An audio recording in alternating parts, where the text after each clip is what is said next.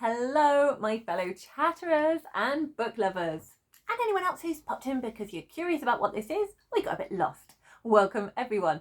I am Chatty, and this is my channel, Chatty the Mad Chatter, and I'm going to be chatting away madly about what I've been reading in April so far. So this is roughly week 1 and 2 in April. So I'm going to be talking about all 3 of the readathons that I'm taking part in. So if you enjoy Readathon, buckle in, it's going to be fun. Now on this channel, I don't edit my videos because my laptop is old and a little bit decrepit and can't cope with the editing software. So I just do one take and we go all the way through. So it's one shot, no editing. Clink, clink, clink, clink. Wish me luck. So the readathons that I'm going to be, that I am partaking in throughout April are Transgender April, which is reading lots of books by authors who are trans. There is a bingo board, and in the description I will link you to Kevvie's channel from Kevvie, and also Willow from Books and Bow, and they will do their announcement videos and you can see all the information you need to know what all that entails. So I'm going to be talking about some of the books that I've read for that.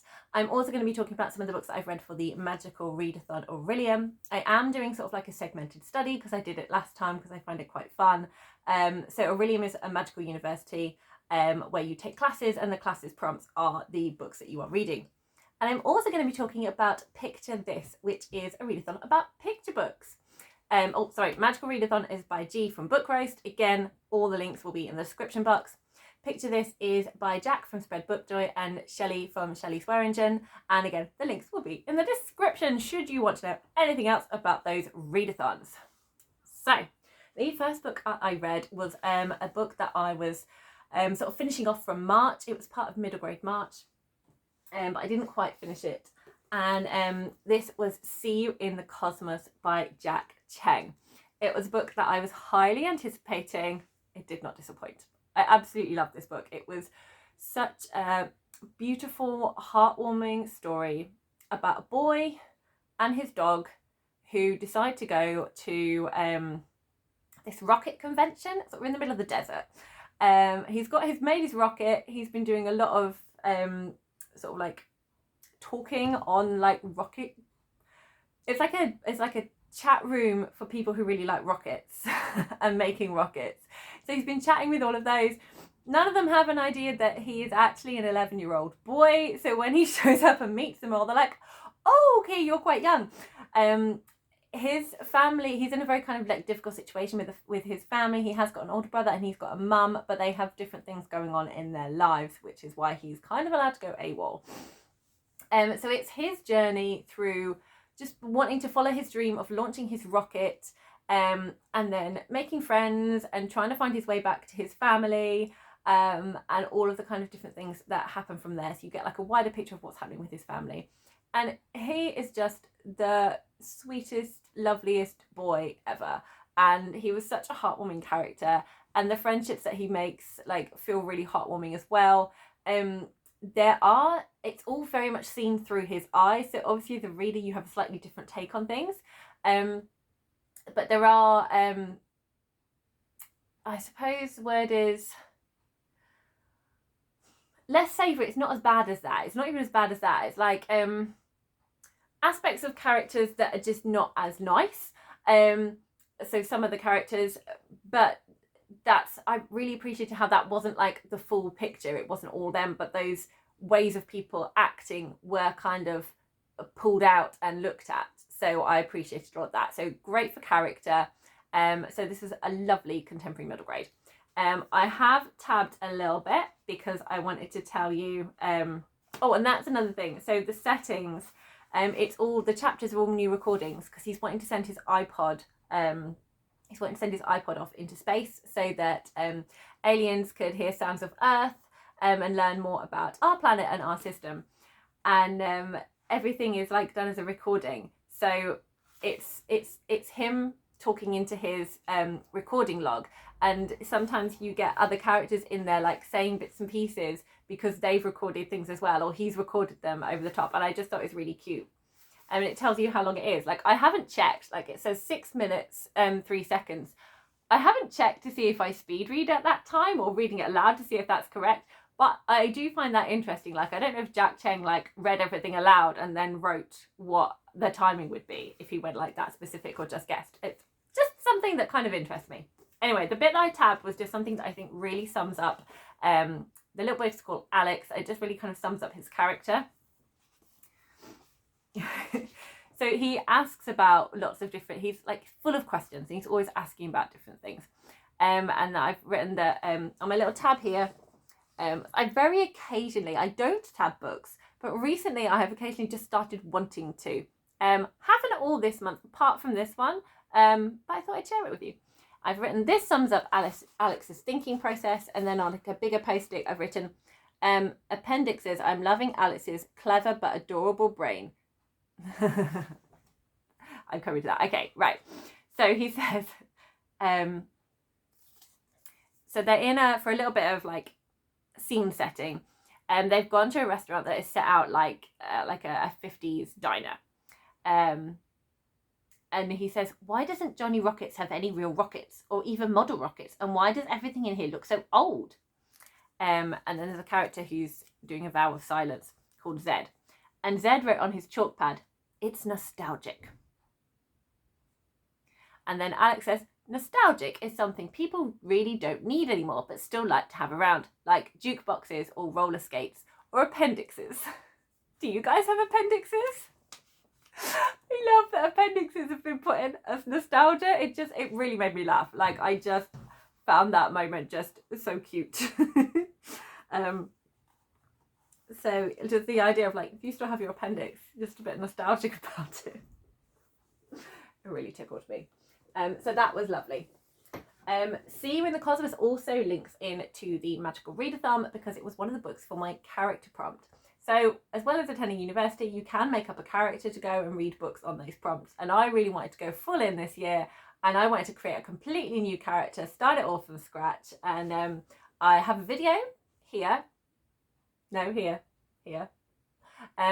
I choose books that suit my character prompts.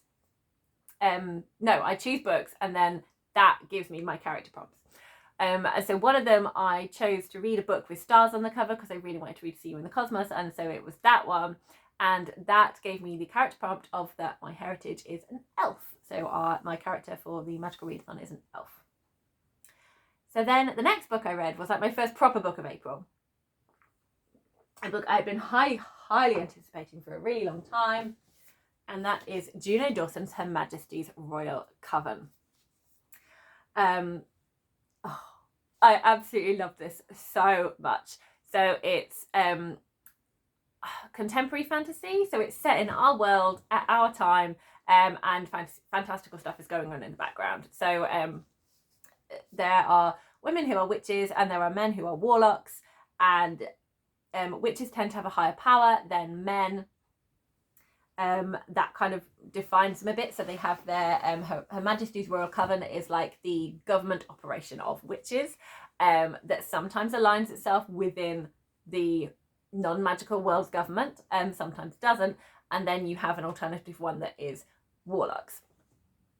And it starts off following 5 friends as they are going to like complete their like witch initiation ceremony. And then we see them much later on, like, as a random number, I'm going to say 15 years later, where they are all grown up. There's been a war with some, like, rogue, warlocky, witchy type of people, and they're just kind of rounding up the last remnants of that. So you're following their different perspectives. I say the main perspective we follow is a witch called Neve, who lives in the country. And it's I don't really know how much more to say. It was just, that was kind of like the setup, but it's so much more than that. But to say anything else would kind of spoil it. But it really looks at kind of feminism. It looks at very much like intersexual feminism, and it looks at queer representation, and just also a lot of nostalgia for Spice Girls in the 90s and friendship, and duty over friendship and all of those types of things, and kind of like what is important to you. You also see their magic system as well. There's like 4 different types of witches, and it was just a lot of fun. I really enjoyed this. For more of my thoughts where I kind of go into spoilers and things like that, I do have a video which I will link here, because I read this for one of my prompts for the Magical Readathon, and it also fits beautifully into one of my prompts for Trans Girl April as well, because this is a genre book by a trans woman, so it fits that one. Okay, I'm gonna look at one of my picture books now. So the first picture book I'm going to talk about is Gregory Cool by Caroline Binch. So this fitted one of Jack's prompts, which was moving. So reason I chose this one to fit this prompt is it's sort of like moving as in terms of travel. So Gregory literally travels to a different country. So he travels to Tobago to see his grandparents. There is also a lot of other moving in here as well. So they have to go by car. So they're in like a jammed taxi. And it's so hot that it feels a little bit uncomfortable for Gregory. He's not used to the heat. So he's not doing a lot of moving. His cousin Lennox, who lives there, is sort of like running around, getting on with things. And Gregory's just like, oh, it's far too hot for me to do anything. And then one day they go to the beach, and we have, oh, I totally missed the page of movements. So here we go. Here we have a page full of movement. We've got tree climbing, and we have got playing in the sea as well. Lots of swimming and playing around. One of the main themes of this book is how it can be just so strange to go somewhere and stay somewhere that you are absolutely not used to, and everything seems completely different to everything you know. So you look right at the beginning of the book. Just everyone else is just wearing really thin clothes, cotton, and Gregory is still wearing like his streetwear. He's got a full-on tracksuit, cap, all of that stuff, as though he's still back home.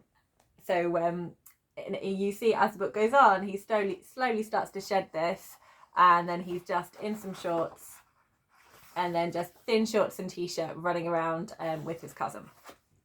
So to start off with, Gregory just doesn't find anything. It's so different. He's just very confused, and nothing seems familiar and comfortable, and he finds things quite dull. So he's got his little video game here that he's showing his cousin, but he's not very kind of welcoming or interested in their life, which understandably can sort of alienate you a little bit from the people that you're going to see.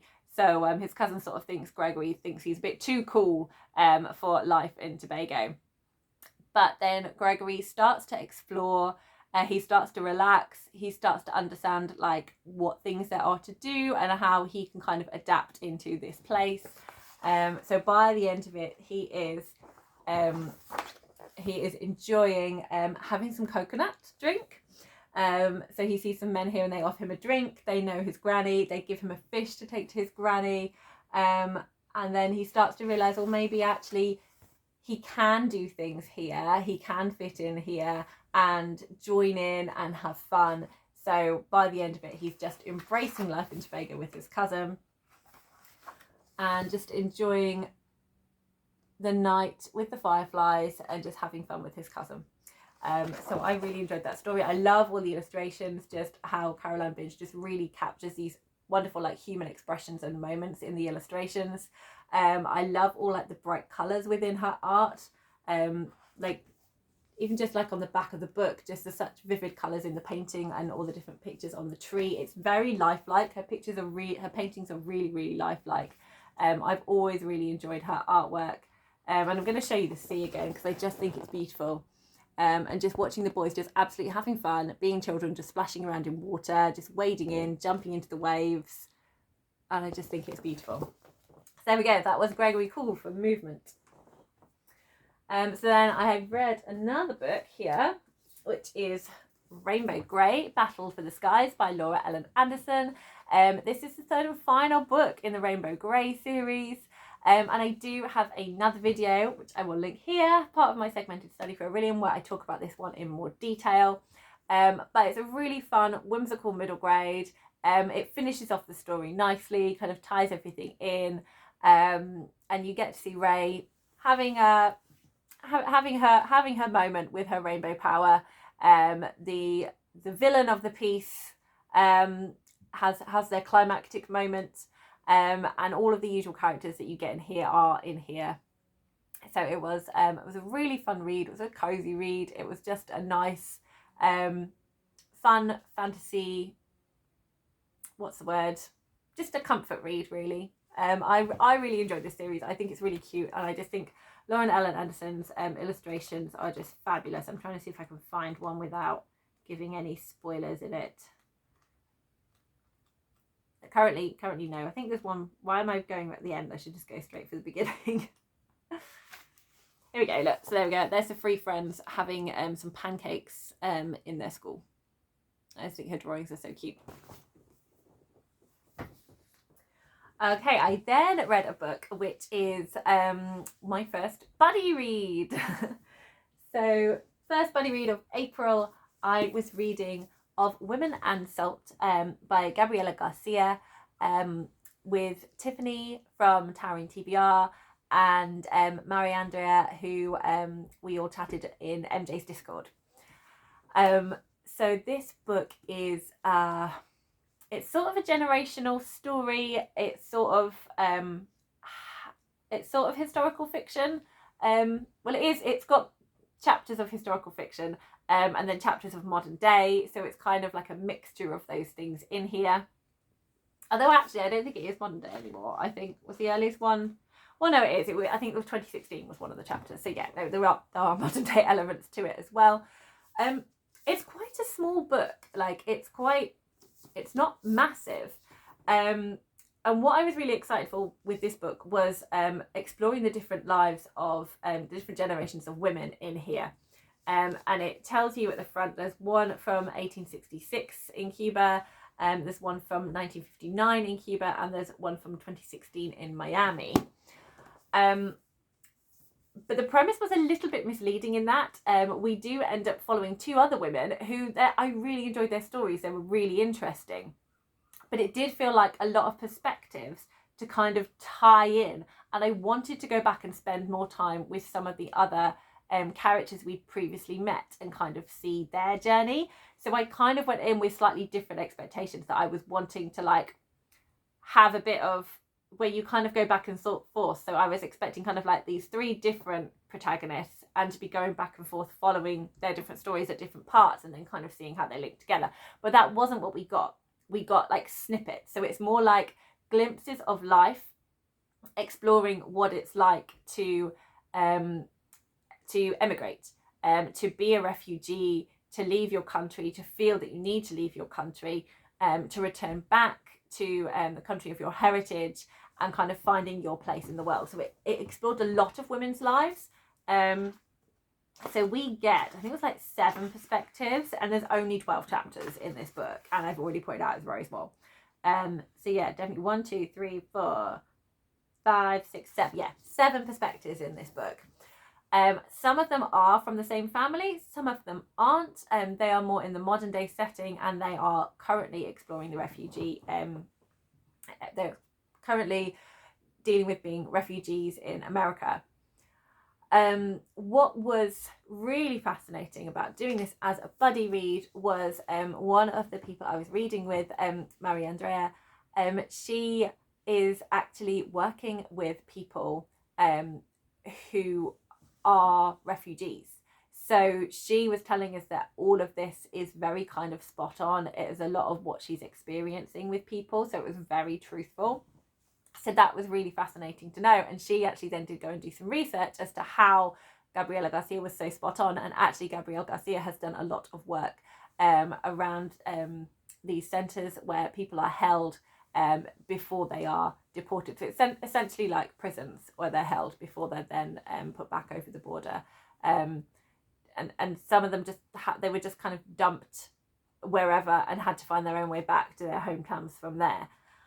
It was really fascinating. There was the writing was really kind of it wasn't like lyrical purple prose, but it was very kind of like I want to say evocative, but I don't know if that's actually what I want to say. It's just that's what I'm hearing in my head. It very much kind of put you in the time and place, and made you kind of feel everything that you were there in the moment. So I really enjoyed that. But I think I did struggle with kind of the plot and how it all wove together. There were some chapters that I much preferred to others and kind of wanted to return to those people and follow their story more kind of in depth, where there were other ones where I really wasn't interested in following this particular person's story, or like going down a particular different path, or seeing the past of this character where I couldn't quite see the connections to the rest of the story. So there were some moments where it worked really, really well, and there were some moments when I just kind of wanted the story to be bigger, and I wanted it to follow less people, I think was kind of what I was looking for.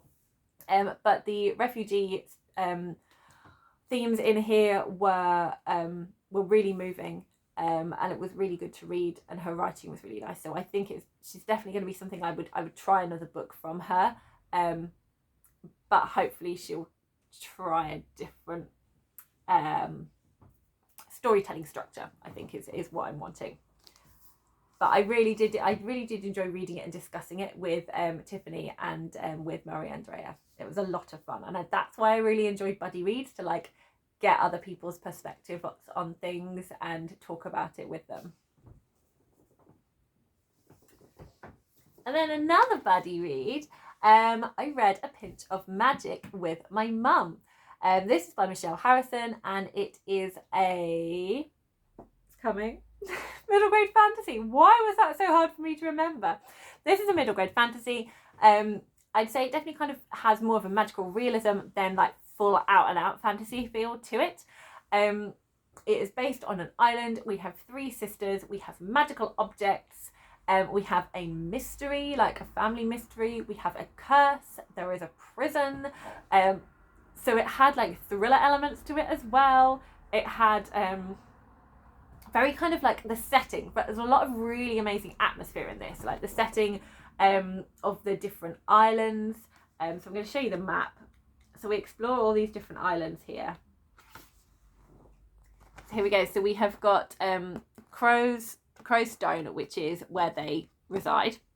And then you have Repent, Lament, and Torment.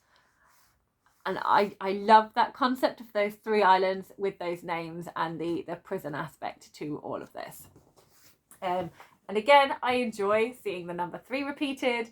I've mentioned previously in a video that I enjoy that repetition of 3 sometimes in fantasy stories. So you've got the 3 islands, you've got the 3 sisters, you've got the 3 magical objects. I just really enjoyed that. The curse was beautifully done. It did feel terrifying. The whole way this book was done was just so engaging. I knew I was going to really enjoy it. It becomes so highly recommended from so many people. This was a book that everyone voted for me to as the next series I should start. It was A Pinch of Magic that won. So I'm so pleased that I finally have started it, and I'm so pleased that I read it with my mum. Just being able to have that experience of reading with her and enjoying it together was just so much fun. We took it in turns to be like further ahead and more behind, and talking to each other at different points. So yeah, it was a lot of fun reading with her, and sort of worrying about the fate of the 3 sisters together. Yeah, it was really nice. One thing that I am curious about, there's some characters aside from the Wintersham sisters that I don't know if they're going to feature in the rest of the series. I would love to see them again, but I don't know if we do. So I'm going to need to find out from Vidania if I will see them again, and if I should like make my peace with never seeing them again, or if I can look forward to seeing them again, maybe as a cameo, maybe as another meeting back up together characters in later books, but we'll find out. But the Widdisham sisters were wonderful. Like the sisterly bond they have, their different personalities, how they don't always agree with each other, but ultimately like they've always got each other's backs, and they work together, and they start to see each other's abilities. It was fabulous. The magic was delightful. The mystery and the unraveling it was so well done. It just kept me on the edge of my seat. I wanted to know what happened, and the way everything resolved was brilliant. The climax was fantastic. It gave me everything I wanted. All the things that I felt a great satisfaction from happening happened, and it was wonderful, wonderful, wonderful, wonderful book. I'm so delighted I've read it. I do feel, because this was very much all crafted around this mystery and unraveling this mystery and dealing with a curse, that is not something that can be replicated again in the rest of the series. So I think I'm going to have a different expectation for the rest of the series. Like this one, had high expectations for as the first book and a book that everyone loves. The rest of the series, I think I'm just going to enjoy being in Michelle Harrison's world and her writing and just following these three fantastic girls. But I don't think that the plot in the way that it was done could ever be replicated. So I'm not going to expect that from the rest of the books. But it was incredible and I absolutely loved it. Okay, we're going to do another picture book now. So for another of Jack's prompts, Jack chose the word hope. And for that, I chose the book Are You a Boy or Are You a Girl by Sarah Savage and Fox Fisher. Both Sarah Savage and Fox Fisher are trans. Sarah Savage is the author and she is a trans woman, and Fox Fisher is the illustrator and they are non-binary. And Are You a Girl or Are You a Boy just kind of explores in a really sort of like child-friendly way, what does it mean to be a boy? What does it mean to be a girl? Is there a limit to us because of our gender, and does it really matter? So Tiny kind of takes us through, you know, their family, what they like to do. They have this amazing bed. They love playing dressing up. All very kind of normal things, going to the park, going home and having dinner. And I love how Tiny is dressed to go to the park. Tiny's got wellies, but Tiny's also wearing some fairy wings. I think I love it when you kind of see the young children kind of just rocking these amazing looks of just like having these trainers on and then like a superhero cape when they go to the park. It just makes me laugh quite a lot. So I think it just shows, we really get a sense of like Tiny's life and Tiny's character. It's all very standard, something everyone can relate to. Going to your first day of school, how that can make you feel. So there we've got Tiny starting at school, and their mum has gone, I've got you your favourite t-shirt. So I think it's kind of possibly, because this is, both the authors are from the UK, so I'm imagining this is kind of more of like a nursery school setting, because generally here we wear uniform. So I feel this must be kind of like a nursery school setting. Anyway, Tiny's got their favourite t-shirt to wear to kind of give them that boost of confidence for being in a new place. And of course, we meet a bully that can't cope with not knowing if Tiny is a boy or a girl, because Tiny does not fit into their understanding of the world. And when things don't fit into our understanding, people can sometimes get a bit angry about it. The teacher is supportive, saying it doesn't matter if they are a boy or a girl. And then we have firefighters that come to the school. And then we have a little bit of exploring the whole conception of girls can't be firefighters, but look, there is a firefighter who is a woman driving the truck, points out Tiny. And then we have playing football, and some children believe that just because of your gender you can or can't play football, and the children talk about it amongst themselves and have different opinions on this. And we have another moment with the bully here. And so looking at the art, you can just see the emotions in Tiny of just having to deal with this behaviour all the time and having to constantly justify who they are.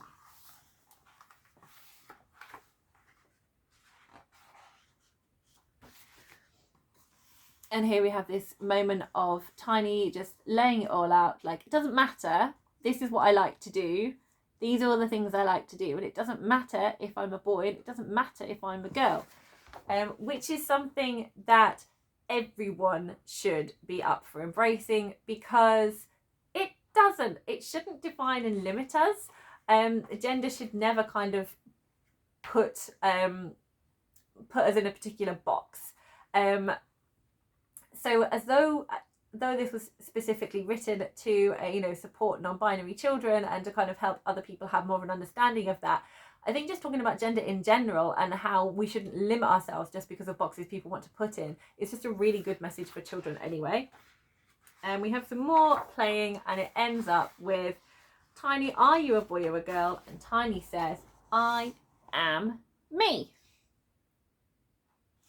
And then it's got a few questions if you wanted to have like some discussions with your children, or just in a class or in a group or anything like that.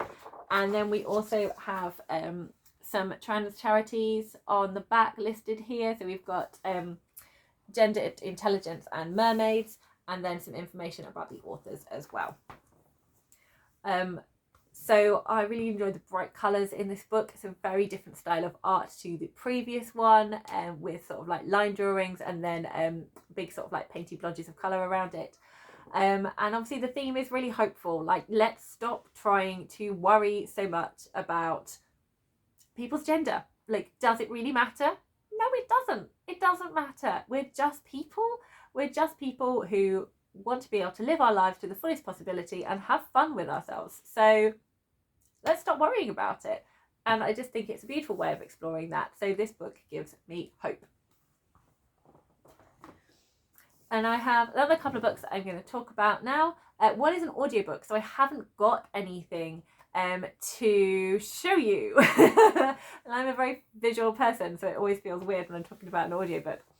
And this was just fun because I had finished my previous audiobook, and I just wanted to have a book so I could do chores and listen to something. Like, sometimes I just feel like that. So I was looking through, so I have BorrowBox, which is a library service from the UK that the UK libraries have, so you can listen to audiobooks from your library. So I'm not paying any money for it because I don't listen to books enough for me to justify that. So there is more of a limited selection on there. And I just happened to come across a book that was called Gender Explorers. And I thought, that sounds interesting. Let's give that a listen. So it's something, I love it when you just find a book randomly that you hadn't heard of, that you didn't intend to pick up, and then you just really enjoy it. So Gender Explorers is a non-fiction book. I would say it's probably YA. You don't even need to put an age limit on it. It's a book that I think everyone should read and everyone would get a lot out of reading. So it's been put together by Juno Roach and written by Juno Roach, who is a trans woman. And she starts off by talking about her experience, which was so moving. And it was in the 1970s, and kind of how she felt about herself, how she came to understand who she was and how she was happiest and what felt most fully her, and then how she now has hope but also is dealing with a bit of pain from talking to young people today about being trans and what it's like to be trans. So she worked with both Mermaids and Gendered Intelligence to be able to go and talk to not just the young people and the children, but also their parents as well, about their journey and what it means to be trans or a parent of a trans child at the moment. And it was just so beautiful. Like, the introduction as she was talking about it made me cry. I just started crying. I cried a lot during reading this, because it's just so compassionate and just makes you look at things in a different way, and just gives you the hope and joy, I think, that you need from talking about gender, because every way you look, it's always upsetting because people are giving out misinformation, being harmful, or it makes you angry and upset because people are being hurt by everything that's sort of going on.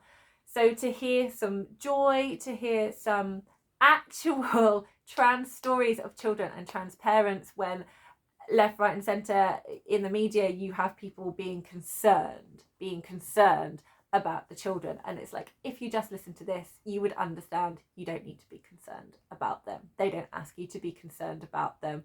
What is concerning is that you want to stop their voices and you don't want to listen to them and everything they have to say, and you don't want their parents to listen to them. Now, touch all the wood. I'm currently living in a place where we are still protected by laws, and I hope they stay, but I know there are so many places all over the country. I know things have specifically changed quite drastically in America, and it's really hurtful. I really encourage everyone to read this book, to encourage people where they don't understand, where they haven't looked into what it means to be trans and educated themselves on that. Really encourage them to read this book, because it is full of interviews about parents and children and the difficulties they've had and what they've gone through. And one thing that I found so fascinating was children's behaviour. So the children and young people both spoke about, not all cases, everyone's journey is different, but there was definitely a lot of instances where they acted out. They channeled, they were like, the world didn't recognize them for who they are. So for whatever reason, they started to play up. They started to not follow the rules. They started to get themselves in trouble. They were angry about going to school. They were angry with their lives. And as soon as they were able to say to their parents, I'm trans, and change what society then thought of them and start living as their true self, their behaviour changed. They started studying, engaging with school, were a lot calmer and were a lot happier. And it just absolutely goes to show just how important it is that we actually listen to people who this affects and who are going through this, rather than anyone who's got an opinion because they've got an opinion. I mean, I could have an opinion on something I know absolutely nothing about. It would be an opinion, not a fact. So why are we giving more headline time to opinions rather than actual people's truth?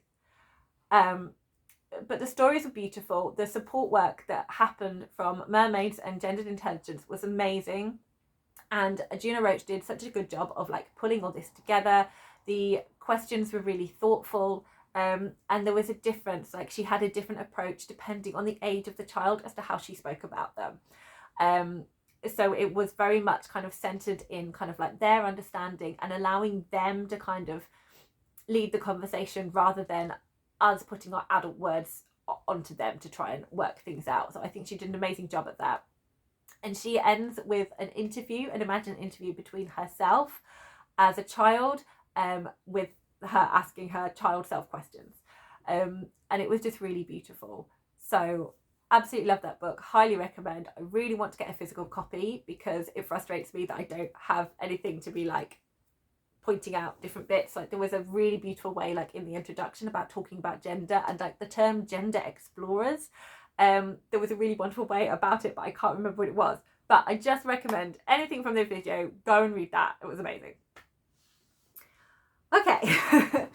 So not the final book, because I have another picture book as well. The final non-picture book that I read is Gender Queer. And this is a graphic novel. I think most people have heard of it because it's one of, I think it could even be top of the list of America's most requestedly banned books. And having read it, it makes me even more sad. It made me sad to think about that's how people were feeling, and that's what people were trying to suppress. But having read it and just seeing how beautiful and amazing and powerful and full of hope this book is, just makes me really upset for people who may have the opportunity to read it taken away from them. But on the other hand, I would not have picked this up if I hadn't heard about how banned it was, because I first heard of this book, I mean, I might have done because I think lots of people were reading this for Trans Girl April, so it probably would have come into my awareness, but I first heard of this and first started requesting it out of my library when I was looking at it was banned books. It was like banned books month or something, and I was looking, and there were a lot of articles on libraries, and like this was one of the books that came up. people were concerned about it. This book does not contain anything pornographic. Okay, this book mentions exploring your body, and it mentions sort of like having a sex life. It's not it's a exploration of being young and exploring yourself at that time. You know, it's just something that people feel shame about those things. People feel shameful about sex. People feel shameful about masturbation. Whereas when we suppress those things, it kind of internalizes, and then we can't talk to anyone about it, and then these big things get too out of hand. Whereas if you can read a book to know, oh my goodness, someone feels the way I do, someone is going through the same things that I do, I'm okay, then that's so reassuring and validating and important, and can be such an amazing tool to be able to talk about things that worry you, like opening up a conversation with a trusted friend, plucking up the courage to talk to your parent. So not only does this explore gender, it also explores like your sexuality as well. And I think this is really kind of affirming for people who, you know, we don't get a lot of asexual representation. And that is also represented in here and looked at in here as well. So for many, many reasons, this book is amazing. And like, I think one of the things that really struck me was our expectations that we kind of put on children. Like, children don't have these kind of expectations and ways of thinking. We put them on there as a society, and it's really upsetting to just see kind of like the freedom of childhood that they have and love is suddenly suppressed by adults. So I'm going to go through, if you don't want to know anything about genderqueer, sorry, I never said, it's by Maya Kevvie. So that's the author. They are a non-binary author, so absolutely hitting prompts for Transgender April. It also hits prompts from a magical readathon, which I'll go into at the end. So I'm going to show you some beautiful pictures in here. So here's the opening pages. I ended up buying this myself. This is my own copy, and it's a hardback, which I'm delighted about, because my library still haven't got hold of it. It's still not there. So I was on the waiting list for like 4 months, and it hadn't even showed its face, and I spoke to them and said, yeah, we still haven't received our copy yet. So keep trying, library, keep trying. But I'm so delighted to have got my own one. So it's got an introduction and an epilogue and some like extra bits added at the back. But here we go. Here's the first little illustration, and I just found something just so, I don't know, just warming and comforting about the pictures. Like, I love the art style that Maya does, and I found out at the end that it's actually her sister who added all the colouring to that. So it's like a family project, which is gorgeous. But some of the bits that really kind of struck me, it's coming,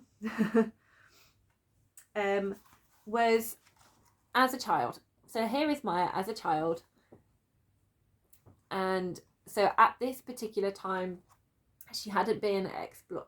they hadn't been exploring their gender, and they were seen as female and had the pronoun of she. So as a girl, in the children are going and playing in the water. It's kind of like a school trip. You can see them all in there, and the boys took their shirts off to go in the water, and Maya takes her shirt off as well and goes in. But this is seen by the other children as Maya trying to be like a boy and thinking she's got to be a boy. And here we've got the teacher immediately coming here and asking Maya to put on a t-shirt because she's a girl, so she needs to keep her top covered. And as you can notice, Maya is a child. There are no breasts. There are no nipples, which tends to be the reason that women cover their top halves. And it just makes me think, it just seems really unfair that because she's a girl, she can't be shirtless in the water. Why do the boys get to be shirtless and she doesn't? And they're just children. It just seems really unfair of this expectation. And I just found that bit really quite powerful about about that whole idea of the rules we give ourselves. But there's so many beautiful pictures in here. Like there's just one that was just so, there's so many moments of kind of like euphoric joy in here. And the illustrations just show that beautifully. And this is the moment where Maya discovers David Bowie music. And I love this double page spread here. Just how the music comes away from the CD player. It's just amazing. I just the joy in these pictures, like the warm colours of kind of like the sun and rockets and fire and stars, and how it's kind of like encircling Maya and it's like they're floating. And I just love that connection that they have made with the songs of David Bowie, and just how it's been shown in the illustrations. And there were so many kind of absolutely gorgeous illustrations and the way things are done. But just even like the facial expressions of going through things, it's just so clear exactly how they are feeling and how uncomfortable they are about having to deal with being asked out on a date. And the word, like the curling up in the chair in the fetal position, it's just, you can just completely feel their emotion. And it was just so powerful in this book, just being able to see all of that. And it looks big, but it's a graphic novel, so you can easily read this. And I was fully intending to read this in a day, and it took me several days because I had to put it down. I just had to like put it down and just process it. There's just so much in here that I needed time to kind of just like feel it before I could keep reading. And there was one section in here, I'm not going to show you the illustrations actually. I'm going to describe them to you, but I'm not going to show you them, where Maya talks about her experience, that if you have a vagina and a cervix, to stay healthy, you need to have what we call in the UK a smear test, what is called in the US a pap smear. So you need to be cervically screened to check that you don't have cancerous cells and that any cancer is caught quickly. It's a very healthy thing to do.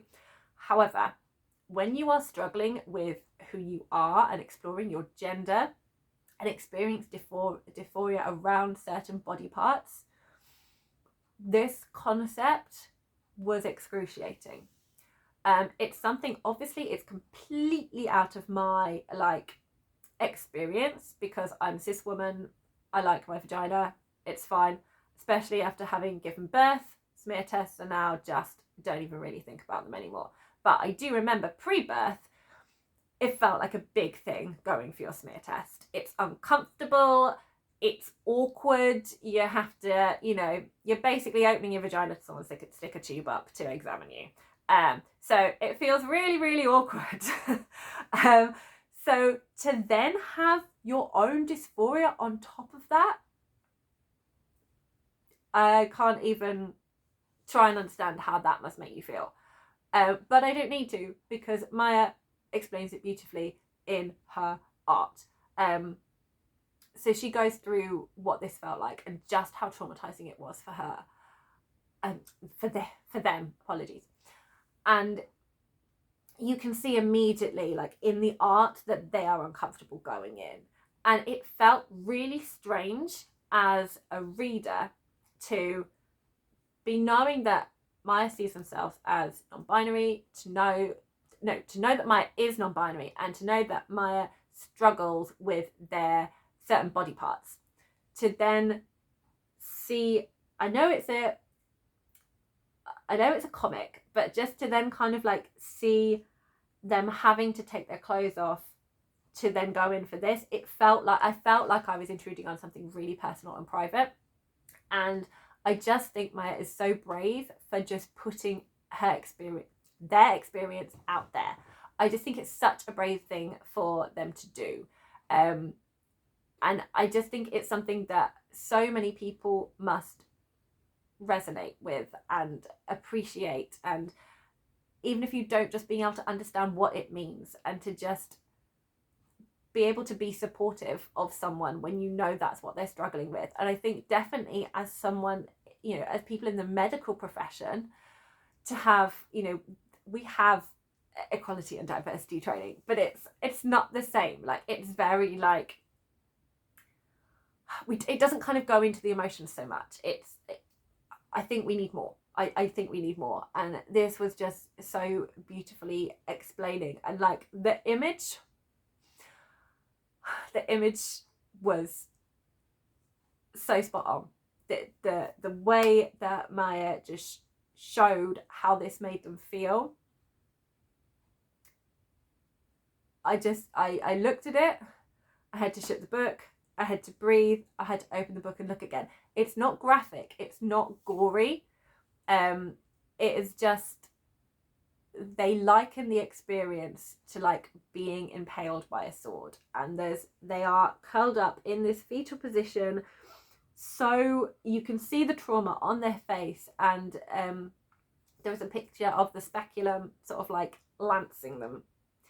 So it just shows the pain so perfectly, and just as much as I could ever understand what they feel, that's as good as I'm gonna get. And it hurts that is something they have to go through. And we see this a couple of times. So it was just so powerful, and I just think so important for people to understand like the difficulties, and just with everything, like something that, like, for me, that's fine. It's I can just get on and do that. It doesn't affect me because I have a wholly different experience to Maya.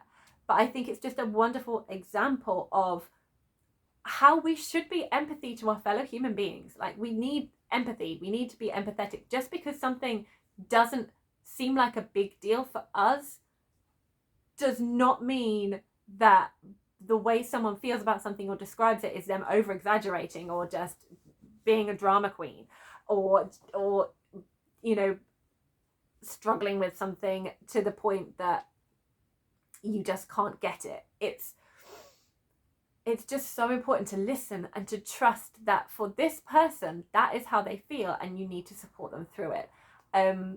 And I just think this is why books are so important. So we get to experience what it's like for other people who aren't us. So we can be more empathetic, so we can be more compassionate, so we can support people in this world, because we're all supposed to be here to help each other. We're supposed to be a community. We're supposed to be here for fellow human beings. And that is why book banning is totally atrocious. And it is also why this book is incredible. It's so incredible. There's moments of beauty in here. There's moments of just like family love. There's difficult conversations. There's accepting, there's self-accepting. And there's just a moment when Maya kind of discovers her joy of colour and clothing. And they are able to express themselves how they want to be seen. And it's just beautiful, and I just loved it. I really, really enjoyed this book. It was fantastic. Okay, since we've run out of time, I'm just going to have a quick thing of tea. And it has gone cold. What a surprise, because I haven't drunk it since the beginning of filming this. Okay, one more picture book.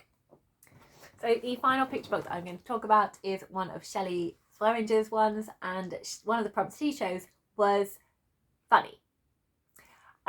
So this book could definitely either fit silly or funny. I went with funny just because it makes everyone in our family laugh at this. We find it really, really funny.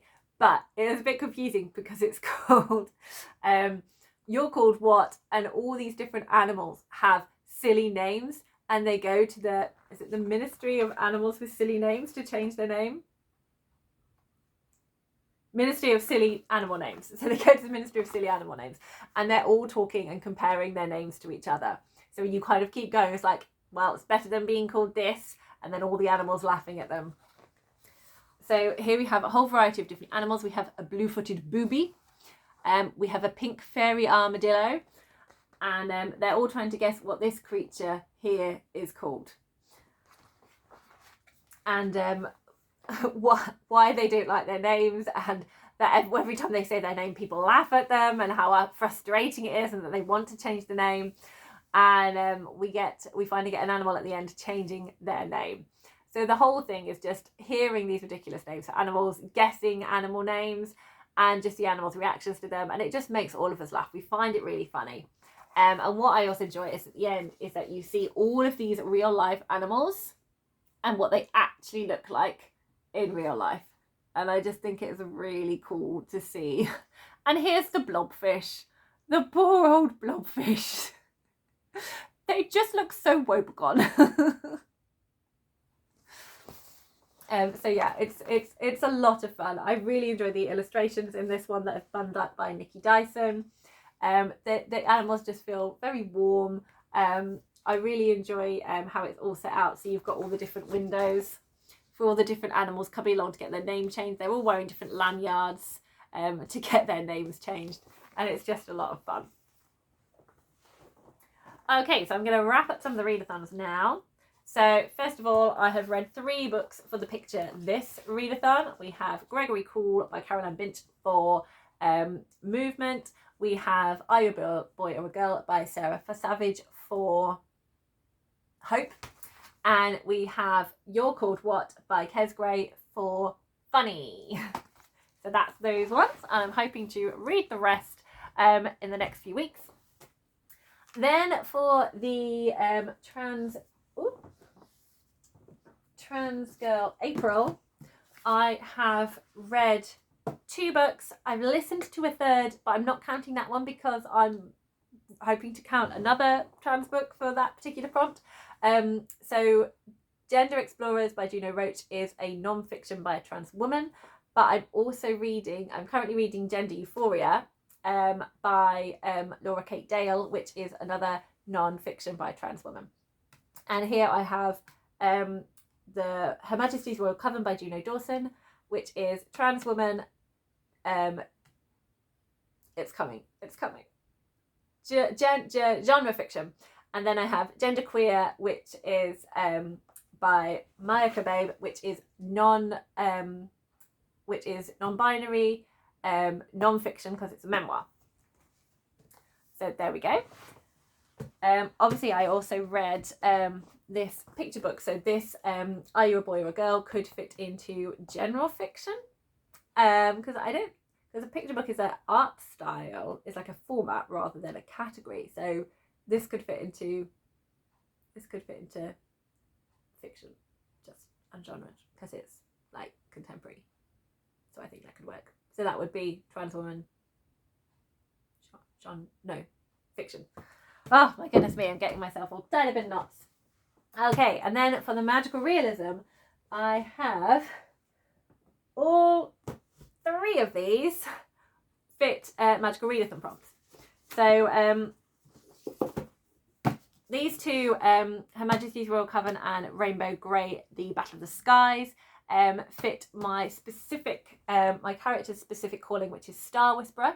So they have Her Majesty's Royal Coven, which is astronomy, because it's got 2 E's on the cover, and Rainbow Grey's Battle for the Skies is, I've forgotten the class, but it's got clouds on the cover. I've totally forgotten the classes. My mind's totally blanking me. I will do better next time. But these ones also fit different prompts as well. This one was, I think it was the tail, this when you had to flip a coin. So there was a prompt to flip a coin, and if it was heads it was non-fiction, if it was tails it was fiction, and I got fiction and chose A Woman and Salt. A Pinch of Magic is a book that you start with a snack. So I ate a chocolate Easter egg whilst I started this book. And Genderqueer is a book with flowers on the cover. And as you can see, young Maya is running through a field of flowers there. So there we go. That is everything I've read so far in April. Thank you so much for watching. Please do get chatty in the comments. You know I love a chat. Haven't been great at kind of responding to people straight away, but I will definitely get to you. So apologies about that, but I really enjoy reading your comments. So thank you so much for that. Give this video a little like if you have enjoyed it. And if you want more, then please subscribe, and then you will know when I am posting videos. Please tell me what you have been reading throughout April. What books have you been enjoying? Are you taking part in any readathons? Let me know. Happy reading, everyone.